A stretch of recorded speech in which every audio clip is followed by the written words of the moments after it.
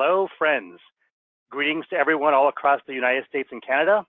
My name is Bernard Hernandez, and I am Chief Information Officer with DM&A and your host today. I'm delighted you could join us for today's webinar, Disasters Happen, You Can't Afford to Not Be Prepared, presented by our very special guest, Jill Miller from Meals for All. Before we begin, I have just a few housekeeping logistics. During the webinar, the phones will be on mute and you will be in listen-only mode for the duration of the webinar. There will be a short question and answer session at the end of Joe's presentation. In order to ask a question, please type it in using the chat box in your GoToWebinar control panel. Please take a second to locate that. You can type a question anytime during the webinar, and we will answer as many as we can during the Q&A. Those that we don't get to, we will reply via email after the webinar. You can also download the handout PDF from your control panel under the handouts section. We will be sending out a post-webinar email, which will include your CEU certificate. This session has been approved for 1 CE hour for RDs and CDMs. In addition, the post-webinar email will include a link to the recording so that you can watch again or share with your team. It will have the webinar handout, other resources that we'll be mentioning today, as well as our contact information. You will receive this post-webinar email by the end of today. It is now my great pleasure to introduce our speaker today. Jill Miller is a leading expert in emergency nutrition preparedness. She has a bachelor's in nutrition science and a minor in food service management from the University of California, Davis, and followed by her dietetic internship at Napa State Hospital. She then completed a master's in public health from UC Davis with an emphasis on nutrition, informatics, and journalism. Joe is currently Vice President Nutrition at Meals for All. Her focus is, but not limited to, volume feeding for emergency nutrition preparedness and education. She is a frequent invited speaker on the topic of emergency nutrition preparedness throughout the United States and works closely with healthcare facilities to evaluate current emergency nutrition plans and anticipate future preparedness needs. On the personal side, Joe lives with her family and 2 dogs in Sacramento. Joe also has a passion for adventure as a backpacker and ultra peak hiker, so being prepared is definitely key. She can be found climbing a tall mountain on most weekends. So without further ado, please welcome Jill Miller. Hi, Bernard. Thank you so much for the introduction, and I'm really excited to be here today. We have a pretty big agenda. I'm going to introduce a lot of materials to everybody on the call, and some of them may be familiar, but the materials available are always changing. So it's nice to get the newest materials, the updates, and what information is coming from CMS to help you be prepared. So today, we're going to look at the all hazards approach to disaster meal planning.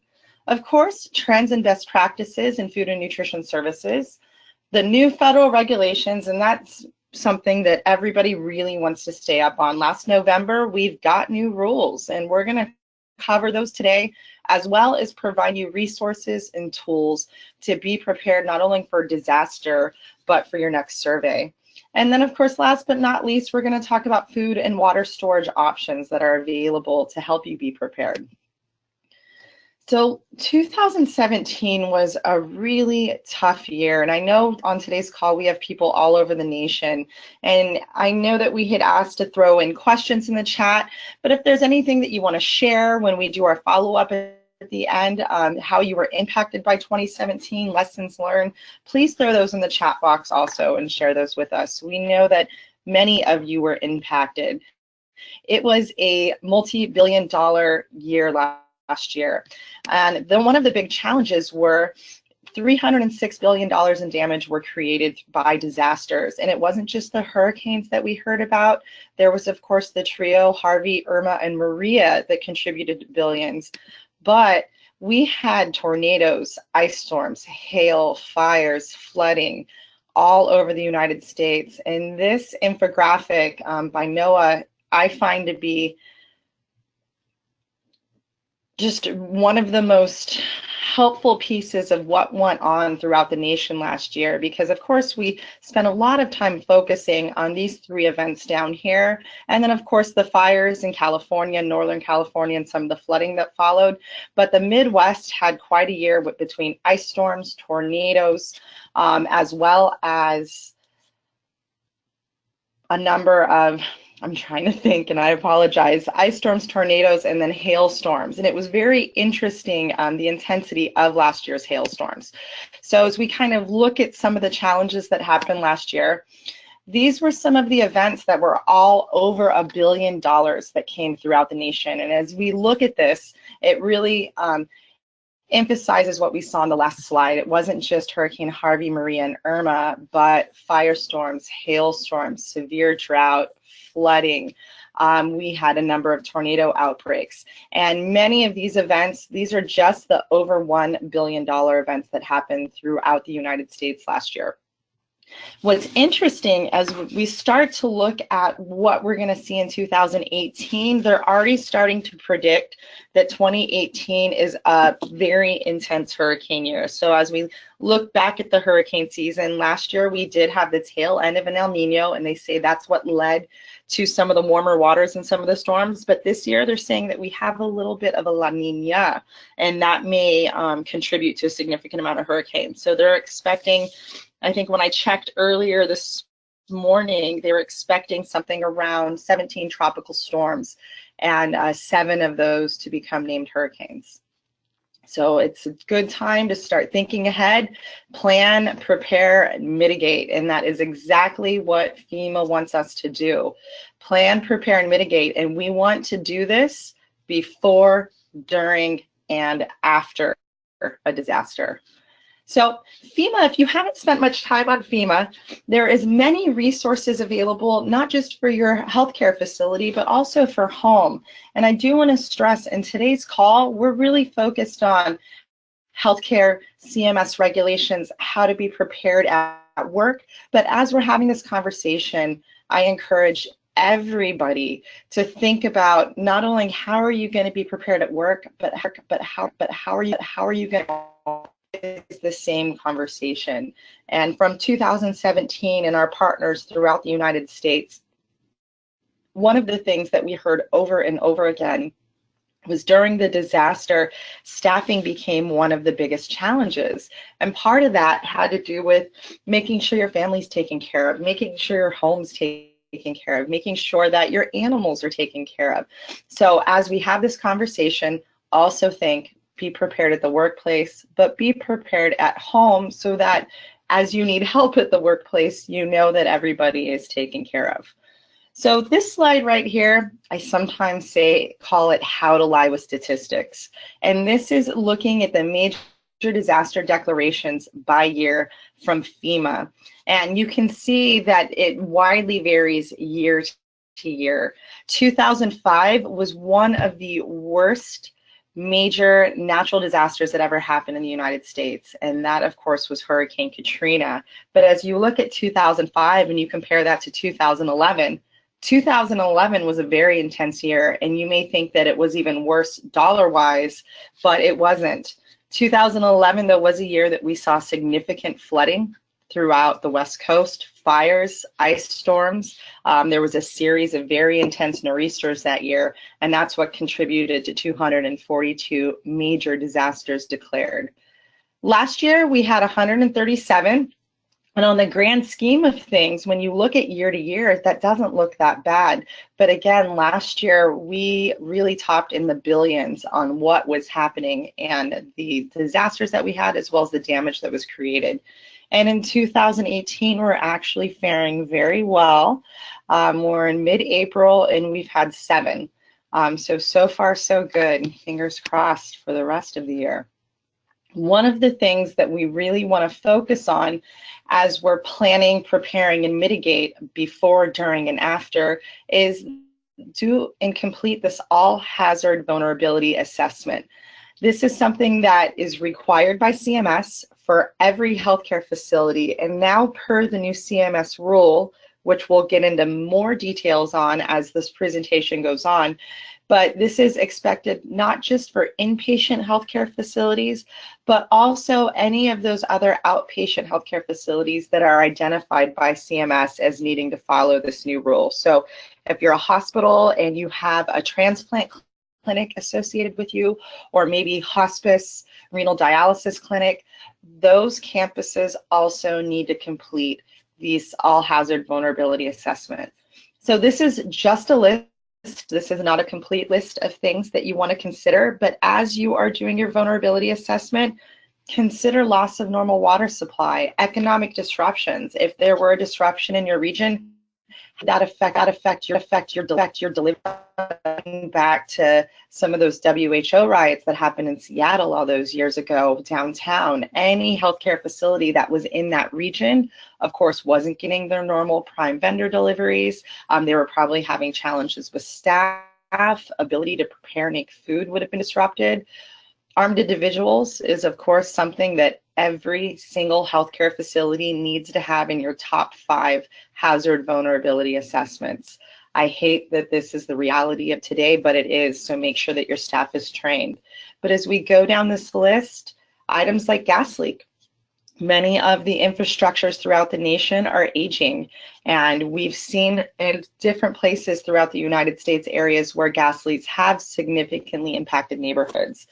So I know this is a pretty intense list, but you want to work through it with your safety team, and then also identify for food and nutrition, how would food and nutrition be impacted by any of these? For instance, if it's a gas leak, they're going to turn off the gas, and then how are you going to prepare meals? It may not be an evacuation type situation, but you may have to go to an alternative energy source to continue food service. And just like FEMA says, plan, prepare, mitigate, but then educate and practice. And this is a major component of the new CMS rule, which we're going to get into shortly. So first, let's look at best practices and recommendations.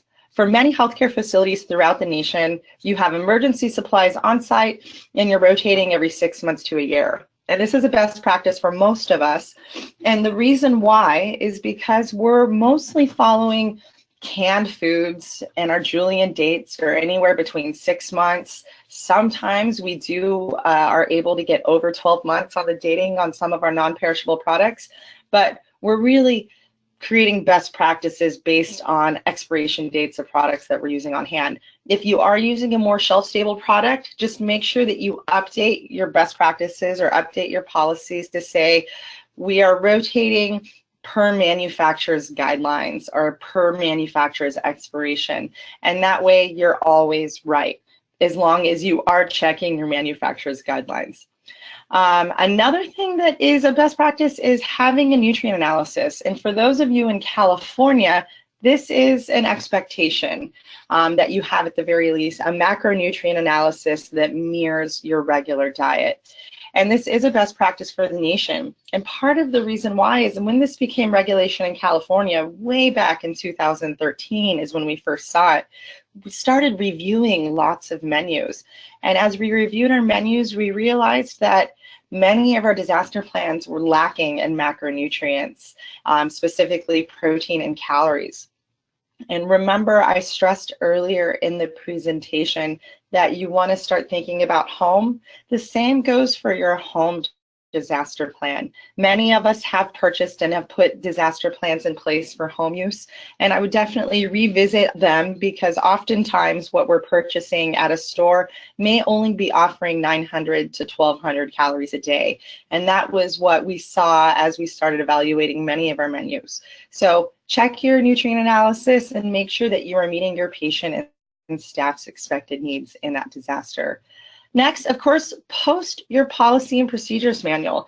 Don't just rely on your intranet or having it uploaded online, because in a true disaster, it's highly likely that you will not have access to your computer or the ability to send and share information. So be sure those are posted. You have physical hard copies in multiple places, yearly in services, and then of course, last but not least, you have the phone numbers, not just of your staff, not just of your managers on duty and the other people running the departments throughout your facility, but non-government organizations, the Red Cross, maybe a church across the street that has a backup kitchen that you have an arrangement to use in a disaster.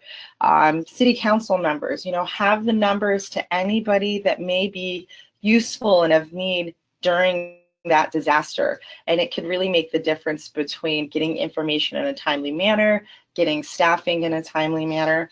And the CMS rule does go into this in a little more detail when we get there.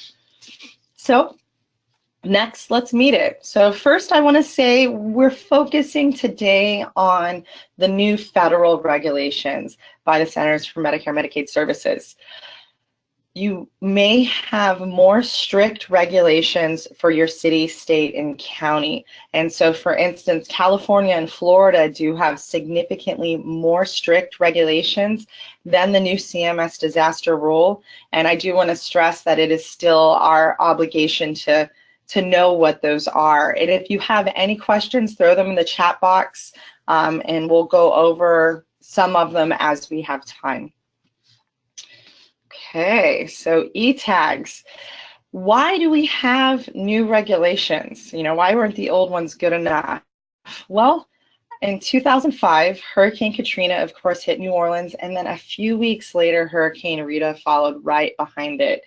After those two major disaster declarations, FEMA and OIG, which is the Office of the Inspector General, went back and they reviewed the regulations that we had in 2005. And then they assessed the healthcare facilities that were impacted by those hurricanes to see what happened, what were their challenges, and why weren't they able to support the facilities during the disaster.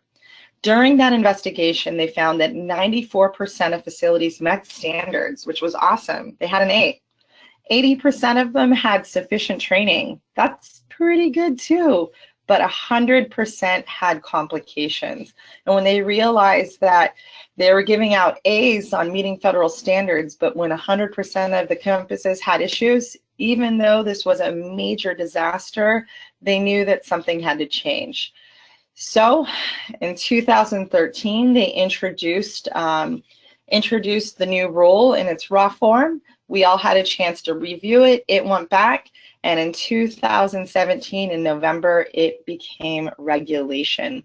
So if you missed this, and sometimes with food and nutrition services, we may not always get the information, especially when for food and nutrition services in 2017, we also saw the implementation of a different CMS rule related to the role of the dietitian and how we're running kitchens, and we got a new F tags.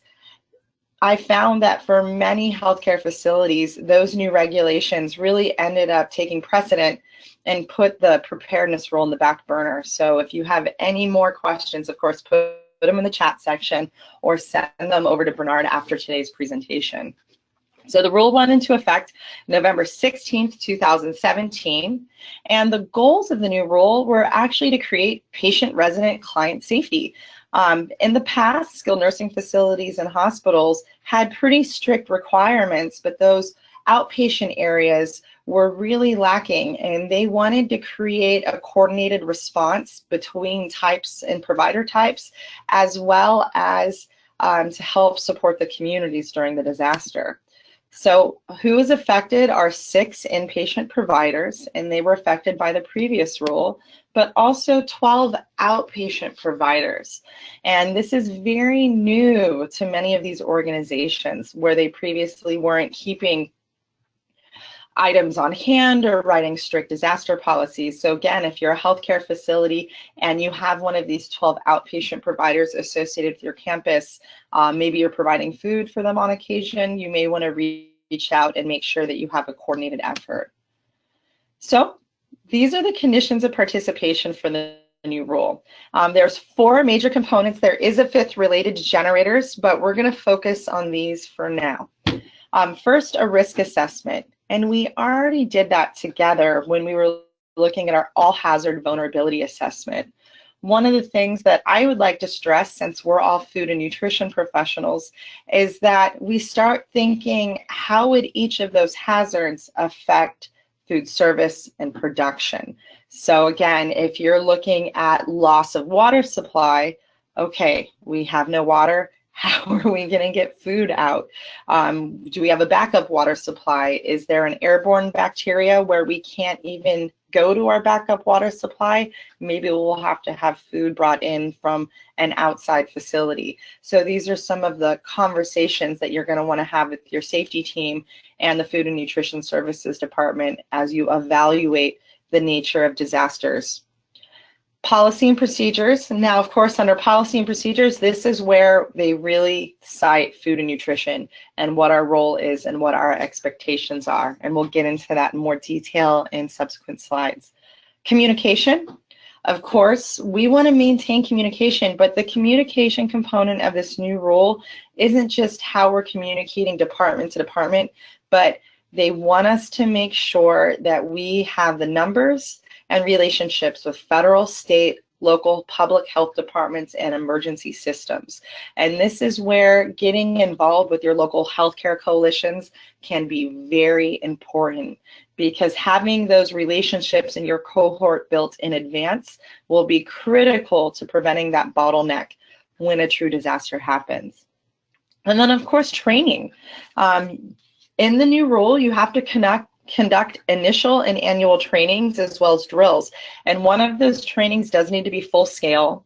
But for food and nutrition services, completing a tabletop is a really nice way to go through your plan. And there's a number of ways you can create a tabletop exercise. At this time, Asper Tracy has a lot of tools available for you to plan for your training and to plan for disaster. I haven't yet seen a tabletop specific to food and nutrition services, but we have put in the request and we hope to see something like that in the future. So I already mentioned the rule went into effect. It was introduced in 2016. It went to effect last November, and we should all be aware of the rule, be prepared for the rule, and here's where you get those resources. So if this is all new to you, go visit cms.gov, and at cms.gov, if you just type in the toolbar, Emergency Preparedness Rule, this page is going to pop up.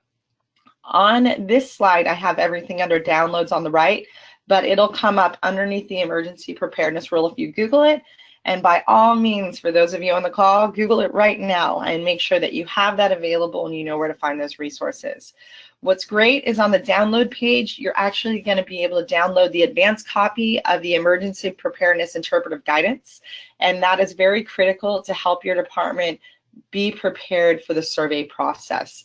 You're also going to get information on the surveyor's tools, and that's right under this purple highlighted section on the right. So make sure you visit here and download the materials that you need. What's also great about these downloads is under the surveyor's tools, it will specifically say what type of campus and which part of that rule applies to you. So if there's a transplant center on the call right now, maybe having a panic attack thinking, oh, how am I going to do all of this?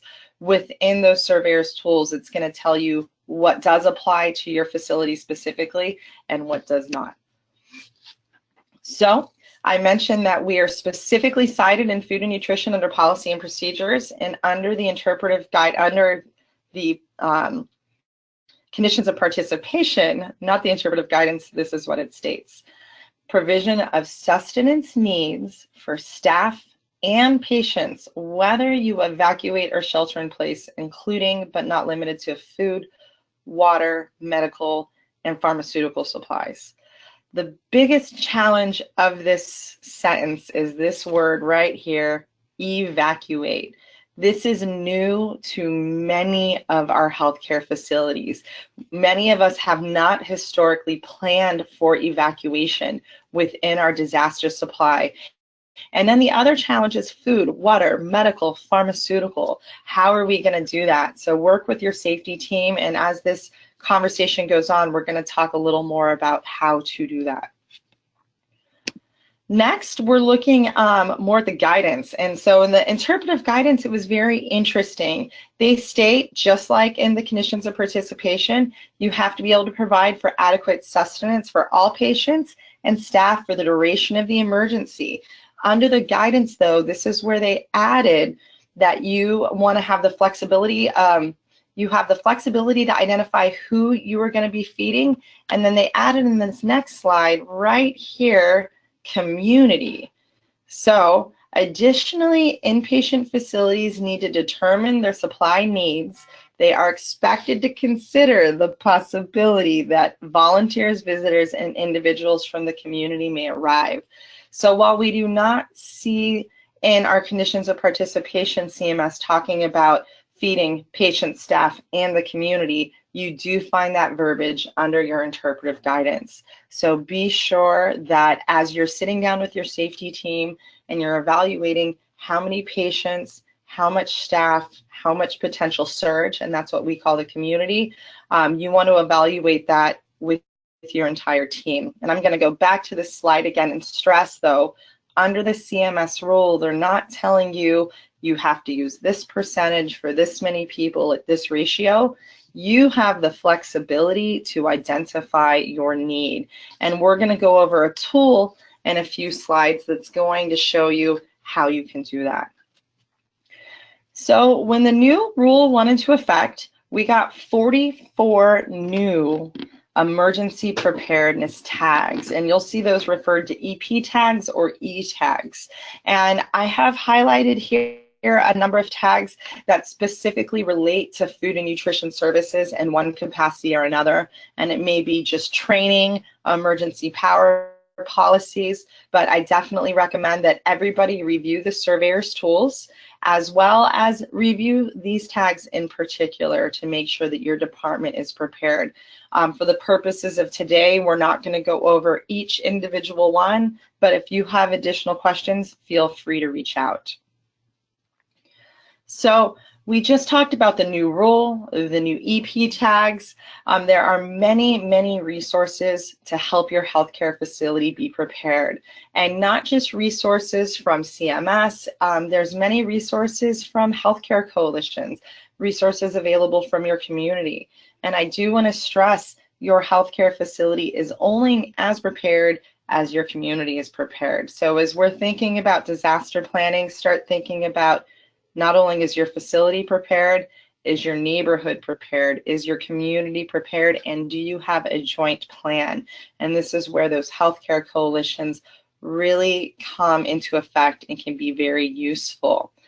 If healthcare coalitions are new to anyone on today's call, you know, maybe if you're a hospice center, transplant, or even skilled nursing facility, you probably haven't been very involved with them in the past.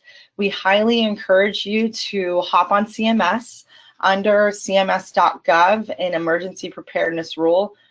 There is a link to every healthcare coalition that's registered in the United States, and you could look them up by state and county. And I would encourage you to reach out for a couple of reasons. Not only is that going to help your community be prepared, but there is funding available to assist your facility in training through these coalitions. So the 2017-18 cycle alone had $850 million in funding. This is a 5-year funding cycle, and this funding goes to not only support the healthcare coalitions, but also provide training to create stronger communities. So I also mentioned that there is many resources available for you to be prepared. And one of my favorite resources is an oldie but goodie. So this here was published in 2013, and this is the Emergency Preparedness Checklist. It's the recommended tool for effective healthcare facility planning, and this was created by CMS. One of the reasons that I like this tool so much is this tool is an interdisciplinary tool that you could really progress what's going on throughout your different safety meetings. I want to stress that this is the recommended tool. The recommendations in here are not regulation. Some of the recommendations by CMS are, of course, more strict than what you'll see in the CMS Disaster Rule. And this is where we see the information on how many days of plan do you need to have, and then also ways to meet those needs. So here highlighted, CMS says that they want us to provide care and services for 3 to 10 days based on our hazard vulnerability assessment. And they also noted that following Hurricane Katrina, they feel that 3 days is no longer sufficient for wide-scale disasters. So if you're in a community that often gets hit by major disasters or wide-scale disasters and you know who you are, you may want to evaluate a 5, 7, or even 10-day disaster plan. CMS also states here that recommendations can be achieved by maintaining 72 hours on hand and have agreements with suppliers for remaining days. So this is what we're seeing many campuses do. While they're not saying you have to stockpile food, they are recommending that you have at least 3 days of food on hand, and then you have those agreements with your prime vendors for subsequent days. So if you're in a flood zone, and it's highly likely that if a flood happened, you're not going to be able to get deliveries for a few days, have an on-hand disaster supply for at least 4 days, and then have that prime vendor agreement kick in on day 5, and make sure that is in writing and that your prime vendor is aware of it. So on day 1 of the disaster, you don't get 4 pallets of food that you do not necessarily need. Besides that tool, which I find to be very handy, there's a number of tools that were created recently in California that are great for the nation. Now, as everybody on the call is aware, and I already stated, California has some of the most strict regulations in the United States. And because of those strict regulations, many tools have been created through grants and other funding that apply to the nation. So this tool right here was created by the California Association of Healthcare Facilities, and it was created in coordination with LA County and CAF. And this tool is great, and as we look at the hazard vulnerability assessment that they created specific to LA, it really applies to everyone in the nation with the exception of number 3, earthquake. So if you're in the Gulf region, you would just substitute out earthquake for hurricane. If you're in the Midwest, you may substitute out earthquake for tornado, but otherwise everything on this list applies to every facility that's on today's call. What's nice about this tool, it's about 40, 50 pages, and it goes into the hazard vulnerability assessment and how to address each one of those hazards, but then it also has whole sections on communication, because remember, communication could be a bottleneck and is part of the new rule. So a nice way to collect phone numbers, gas company, water company, telephone company, as well as staff, non-government, and local agencies are all included in this tool. And then they have a whole section on sheltering in place. What do you need to have? Immediate actions, next step, things to remember, such as avoid overcrowding. How are you going to evaluate that in the future? As well as an evacuation plan. And again, evacuation is a major component of the new rule, and we need to make sure that we are assessing this. This rule was created specific for long-term care facilities, but if you're in the process of writing a tool, utilize CAF's tool and pull out the components that really meet your healthcare facility or organization's needs and build from there. So no need to reinvent the wheel. Another tool that we use multiple times a day is the California Association Emergency Food Supply Planning and Guidance Toolkit. It's a mouthful, but this is a wonderful resource to help you answer the very difficult question of who am I feeding in a disaster? So on this toolkit, what it does is it allows us to add in our staffed hospital beds, and then our license, and then choose a ratio of essential staff to patients. And I do want to stress in the CHA tool, they state essential staff to patients. We've worked with many healthcare facilities where they say, well, we have 3,000 staff members, so I need to have 3,000 meals. All 3,000 of your staff members are not going to be at your healthcare facility when that disaster strikes. So you want to evaluate what essential staff is needed and how you're going to meet their needs. And in order to come up with this number, CHA starts at 1.29, and you do not have to write down or remember this number, because when you download the tool, It's already loaded for you. And we see that go from 1.29 essential staff to patients up to 3 for teaching facilities, and for skilled nursing facilities, most campuses are using a 0.5 to 1 ratio right there. What I also love about this tool is it really allows us to have a great conversation with our safety team to evaluate these additional surge targets that we maybe didn't include in our plan in the past, and the new CMS rule is saying we must evaluate. So not only your ambulatory surgery, infusion, dialysis, but family members. Are you expecting your staff members to bring family members with them in a disaster? Are you expecting them to bring supplies with their family members? So these are questions to get ahead of. But then also visitors, rooming in, physicians. And when we're looking at rooming in, if you're a children's hospital, this ratio will be much higher than if you're not. So these are some of the challenging questions to get ahead of.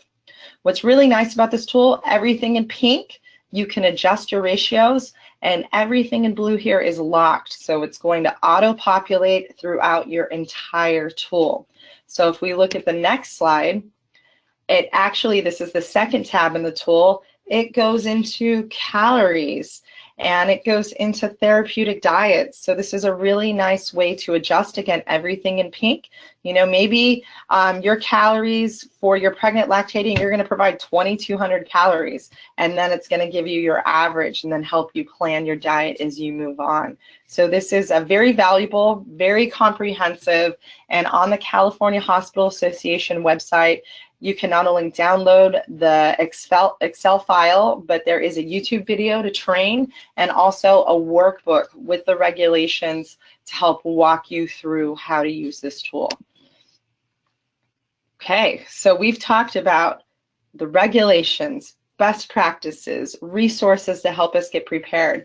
But of course, there are many challenges that we all face as we're moving forward. We need to serve patients, residents, staff, volunteers, and potentially the community. But where are we going to be serving them from? So you may be fortunate enough to have a mobile kitchen or access. These are beautiful. We see them from Kitchens to Go. I see these at a lot of government agencies. Maybe if you're part of a healthcare coalition, they may have access to something like this. More likely, though, you're going to be serving from a patio. Maybe the disaster that happened was such that you can still serve from your kitchen. You just may not have gas or electricity. So get ahead of these questions in advance as you complete your vulnerability assessment and state in a flood. We're sheltering in place, but our kitchen is in the basement, so it is likely that we may not be serving from our kitchen. So we are going to use the medical director's kitchenette on the 3rd floor to prepare our tray lines. So some of the things you may want to get ahead of.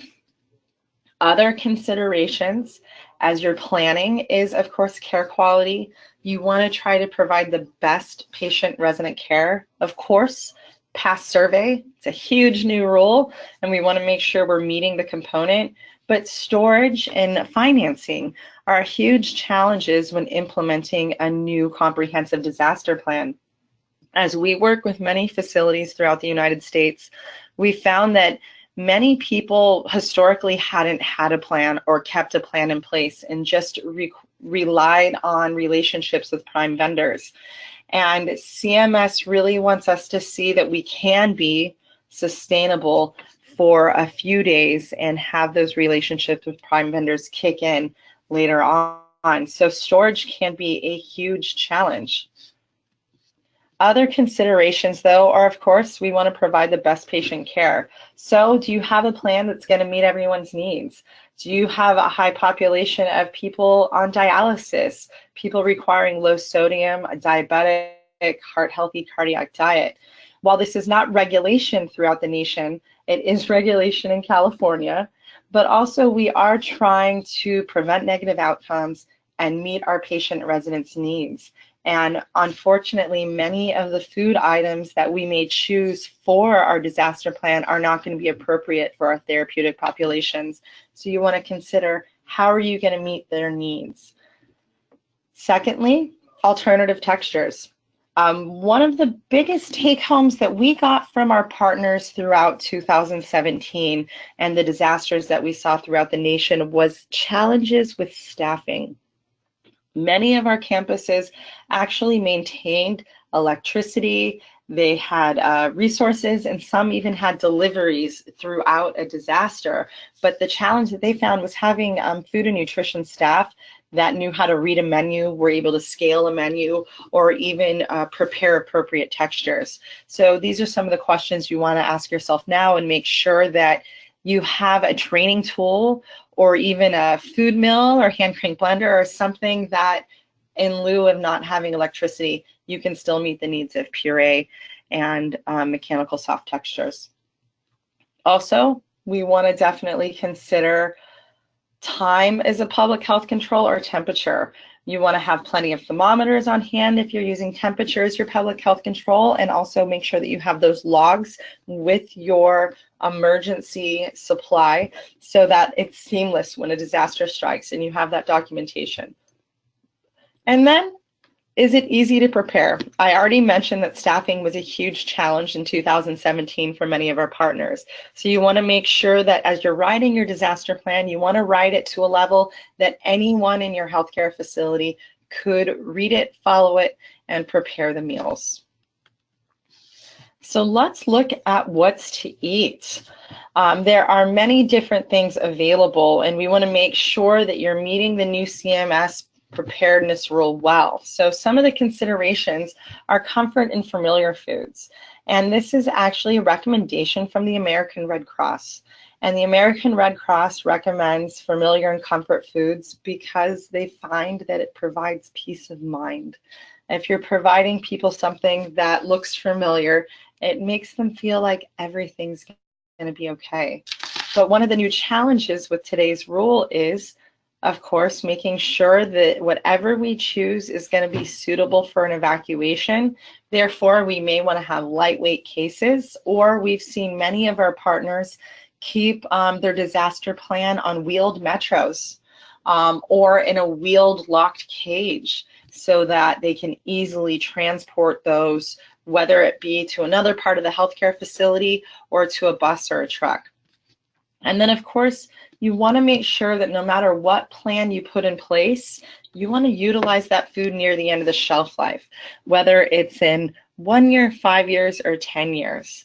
And that's because those of us in food and nutrition, we know the most expensive meal of the day is the one we throw away. And we definitely do not want to waste resources. So what's to eat? I think that everything in this slide looks fairly familiar. There are a number of different items available.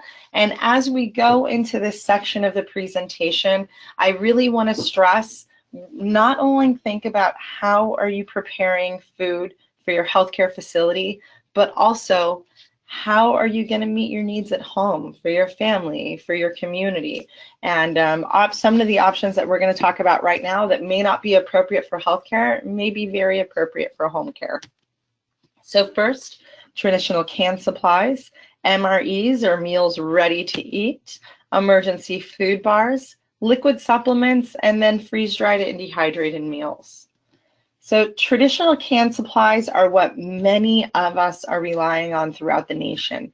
And that would be, you know, our Chef Boyardee, soups, sandwiches, crackers, quick prepared foods. One of the biggest pros of this is, of course, it's familiar food. We're mirroring the regular diet, and we already have that infrastructure in place. And this is where that best practice of rotating food every 6 months to a year comes into place, because we're really married to those Julian dates to make sure the food is appropriate to eat. Well, some of the challenges in focusing on a traditional canned supply for disaster meal planning in healthcare is many of those items we're just throwing away. There's no way for us to really rotate that back into tray line. So you may have a relationship with a local food bank, maybe you're donating to your staff, but that's one of the big challenges is constant rotation and the money of constantly managing and donating those products.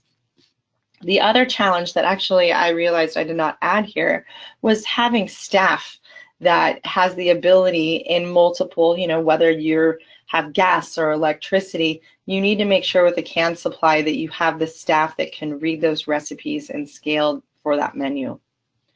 Next, MREs, and these are meals ready to eat, and these were traditionally created for the military to use in times of conflict. One of the pros is they have a 3 to 7 year shelf life, no rotation, high calorie, easy to store. But the biggest challenges is they're really not specific to healthcare. So MREs can be great for home care, maybe for incident command, but when we're working with a highly sensitive population, it's challenging to expect everybody to open and prepare their own individual meals, as well as trying to meet the needs of some of those therapeutics. It's very challenging because many of these items are incredibly high in sodium and incredibly low in fiber by design, because again, they're designed for soldiers, and soldiers in active situations do not have time to stop to maybe relieve themselves. So these items, while they're not really specific for healthcare, they definitely have a place for disaster meal planning, and you may want to evaluate them for home use.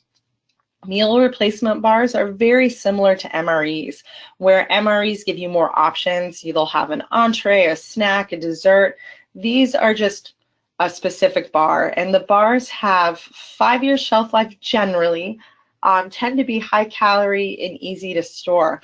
The same challenges that we have with MREs for healthcare are identical to with the bars. They're not consistent with our therapeutic diets or mirror a regular diet. So where American Red Cross recommends that we have comfort and familiar food, this can be a challenge. But these definitely have a place. They can be used to bolster calories in a diet. They're great for home use. And this brand in particular does do a 5 year shelf-stable dog food. And for the purposes of today, we're not going to have time to get much into that, but one of the big lessons from Hurricane Katrina was if we do not have the ability to take care of our patients, staff, communities, animals, people may not seek shelter. So I've known of many healthcare facilities that have put in place a plan in advance to take care of small animals, but in some of the more rural communities, you may end up having horses arrive. One of the big challenges with the Napa Valley fires, Napa is actually, it's agriculture. Many parts of it can be quite rural, and there were hordes of animals that had to be evacuated during that disaster, and it was one of the major challenges. So these are some of the considerations you want to think about as you're putting your plan in place. Liquid supplements.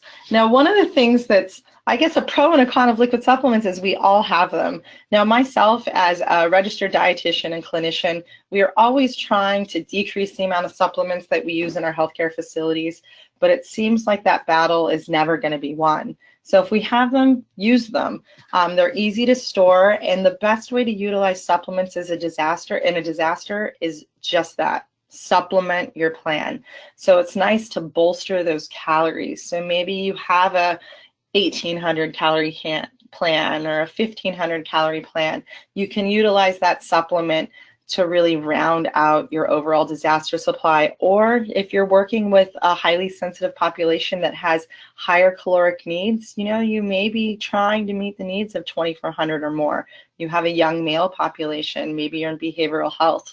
This is a perfect way to utilize those supplements in a disaster. Under con, we just don't recommend to use the supplements as your entire disaster plan because, as we talked about with the MREs and the food bars, it's not consistent with the modified textures or therapeutic diets to go 6 ensures a day. But again, use your supplements wisely and use them to supplement your disaster plan. They can work quite well. And last but most certainly not least, freeze-dried and dehydrated meals. And we're seeing more and more freeze-dried and dehydrated meals being used for disaster planning and healthcare. And one of the reasons why is we are able to mirror those regular diets and meet the needs of those therapeutic diets with a long shelf life. So what plan is best for you? It may be a combination of everything that we've seen. You may start with your canned supplies and rotate them out or through some of these different options. And we've seen many campuses do that. Maybe utilize something quick just for your instant command, but make sure that you're meeting your patient's needs with something more appropriate. So as we're evaluating your facilities plan, again, look for those comfort and familiar foods. Make sure, and this is key, you have something suitable for an evacuation. And when CMS talks about evacuation, there's still a lot of conversation about what does that mean? How long am I going to meet the needs of everyone? And generally what we're seeing is you're going to need to meet the needs of your patients and residents until they evacuate to another facility. But you may end up evacuating to a mass care and shelter area that you need to bring the food with you. And so these are some of the questions you want to get out ahead of in advance and have with your safety team, and then also build within your cohort to know if you're transferring everybody to another facility, they may need you to bring that food with you because they themselves don't have enough food for that surge component. Of course, lightweight cases, and then utilize that food near the end of its shelf life. So last but most certainly not least, we're going to briefly talk about water. This is where we oftentimes end up getting many questions because water can be a huge challenge as we're building a disaster nutrition supply. You need water not only for drinking, but of course sanitation, food prep, nursing procedures, but facilities, flushing toilets. Are you going to be performing dialysis? These are some of the questions to ask your safety team. So major trade organizations always state have 1 gallon of potable water per person per day. This is not just a recommendation for healthcare, but this is a recommendation for every single person on today's call for home. So make sure that you have 1 gallon of water per person per day, and that's for drinking and food preparation. Again, under operations, you may need significantly more water in your healthcare facility to continue to run facilities, manage renal dialysis, perform surgeries, flush toilets. But as far as food and nutrition goes, if you have 1 gallon, you are set. And I did highlight here, if you are looking at freeze-dried and dehydrated plans, you want to evaluate how much water they need. Meals Trial in particular only requires 1/3 of a gallon, so it's well within your 1 gallon per person per day for drinking and food prep. You just want to make sure that you evaluate how much water, additional water is needed, if not, and make sure that you have appropriate water so it can significantly change your potable water needs. When we're talking about evacuation of water, it can be quite daunting. How are we going to do that? And here's a number of pretty neat resources.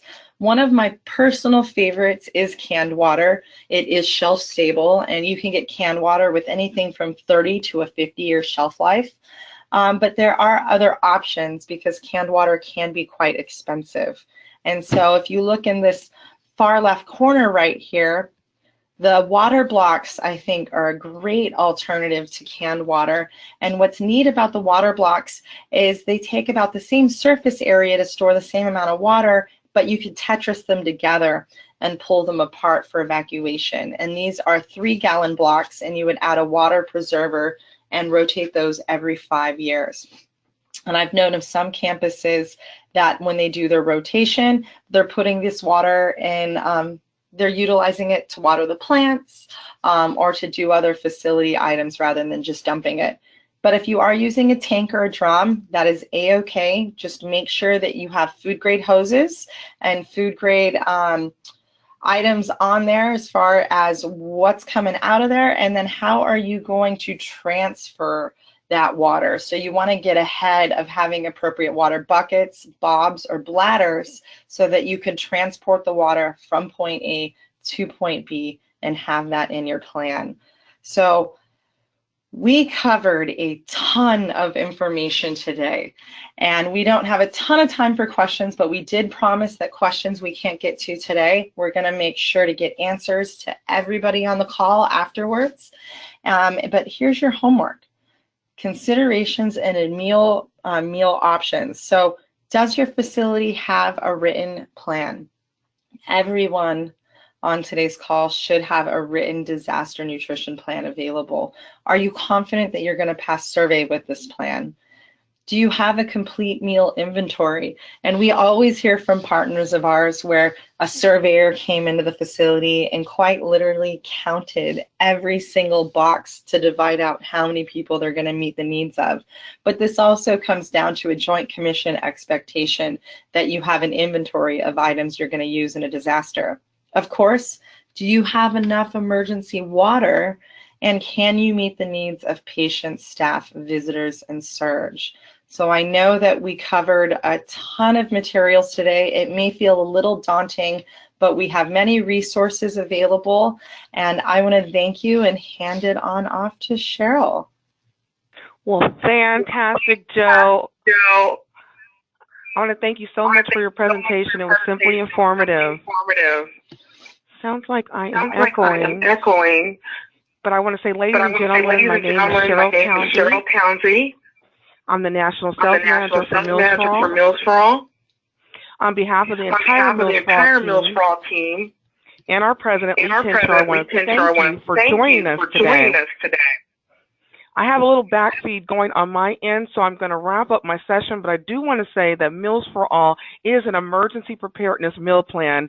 It's designed by registered dietitians, approved with easy instructions, and offers RDN created and approved policy and procedures. Meals for All is not only nutritious, but it's also a delicious meal plan, and our solution is simply complete, convenient, compliant, and cost-effective, designed to meet the challenges from who will you be serving to zero direct costs, which really translates to no more rotations for your facility.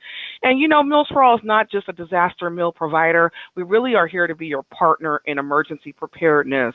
So we want you to stay connected by visiting us at mealsforall.com or reach out to us at any time. In fact, if you'd like us to contact you, a member of the Meals for All team, feel free to participate in the interactive poll question that will be popping up on your screen in just a moment, and we'll be happy to have one of our members of our team contact you as soon as possible. One final note, attached to the presentation, there are some handouts courtesy of Meals for All. They include our customer testimonials, and we love to share what people are saying about us. So feel free to download the brochure and hear all the information and what the feedback is regarding Meals for All. I want to say thanks again on behalf of Meals for All, and I'll swing it back to you, Bernard. Thank you, Cheryl, and thank you, Joe. That was such a wealth of information on emergency preparedness, which is so vital for all of us in our facilities, home, and community. We have just a couple of minutes for Q&A, so if you guys have any questions, please type into the chat box at this time.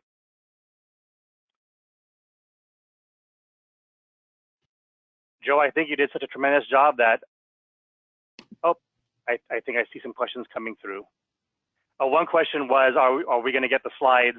And yes, in the post-webinar email, you will be receiving a copy of the handout PDF, as well as a recording to watch this again, because I know it was a ton of information.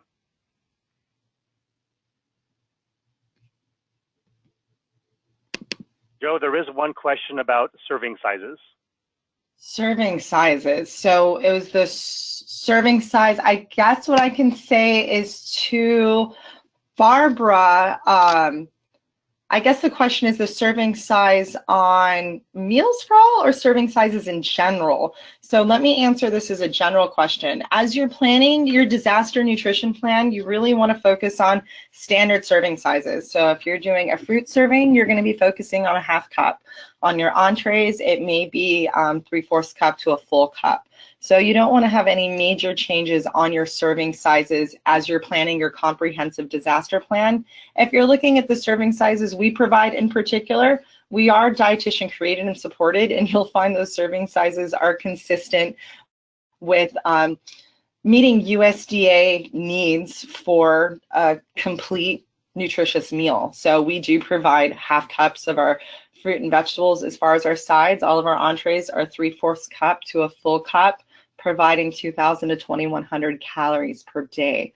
So you just want to try to mirror, as you're building a disaster supply, what you would do any day of the week. And I hope that answered your question. Great. Friends, if you have any other questions that you think of after the webinar, please feel free to respond to my post-webinar email. You might think of something after the webinar, and we'll be happy to respond and send that answer to the group.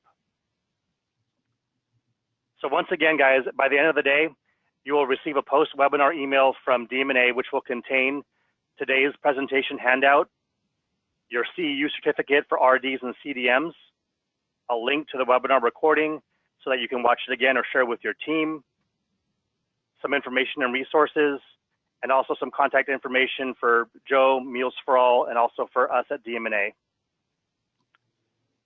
And friends, if you have any immediate needs or require any support whatsoever, please do not hesitate to contact us for a free consultation with one of our DM&A success coaches. There is no obligation to have a conversation. We are here to serve you and to help you be successful.